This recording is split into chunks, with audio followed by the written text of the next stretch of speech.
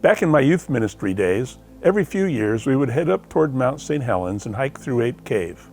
We'd stop in the middle of the cave, extinguish our lights, and experience total darkness. It was hard for many to keep their flashlights off because apparently a cave is not a comfortable place to be in the dark for some people, even with a good-sized group of friends.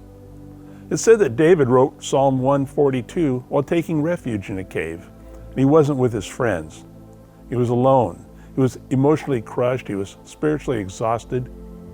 Maybe you've been in your own cave lately, a place of loneliness, a place of sadness that feels dark and isolating. Maybe the weight of disappointment, grief, or fear is more than you can carry. But David shows us something powerful. Sadness is not a sign of spiritual failure. It's a reason to cry out to God.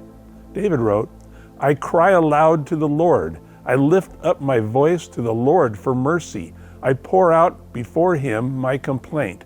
Before him I tell my trouble. When my spirit grows faint within me, it is you who watch over my way." Notice David doesn't pretend to be strong. He's honest. He pours out his complaint not with quiet whispers, but with a loud cry. God isn't afraid of our raw emotion. In fact, he welcomes it. Why? Because God watches over our way, even when we can't see it. Sadness often makes us feel like no one understands, but David reminds us that God does. He's not distant. He's close to the brokenhearted. And in that cave, David finds hope. Not because the situation changed right away, but because he remembered who was with him. So today, if you're overwhelmed by sadness, follow David's example. Cry out. Pour out your heart to the Lord.